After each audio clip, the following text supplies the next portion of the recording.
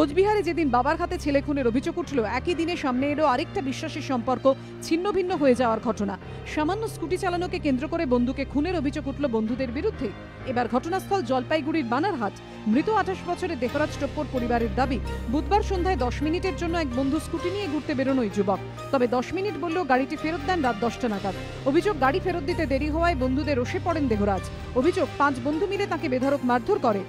এরপরে অসুস্থ হয়ে পড়ে ওই যুবক। বৃহস্পতিবার বিকেলে মৃত্যু হয় তাঁর। और जिसका स्कूटी है वो बोल रहा है मैं था ही नहीं, तो दूसरा लड़का सब मारा। तो मारेगा क्यों दूसरा लड़का? सब धमकाना चाहिए, 2 थप्पड़ लगाना चाहिए, जान से किसी को मारना नहीं चाहिए ना। तो हमारा लड़का को इतने में गलती हुआ कि थोड़ा लेट हो गया, उतने में तो वो लोग दड़ादड़ शुरू कर दिया। বানারহাট থানায় 5 জনের নামে অভিযোগ দায়ের করা হয়েছে। তদন্তে নেমে 4 জনকে গ্রেফতারও করেছে পুলিশ, কিন্তু মূল অভিযুক্ত স্কুটির মালিকের খোঁজে চলছে তল্লাশি। রাজা চট্টোপাধ্যায়ের রিপোর্ট, এবিপি আনন্দ, জলপাইগুড়ি।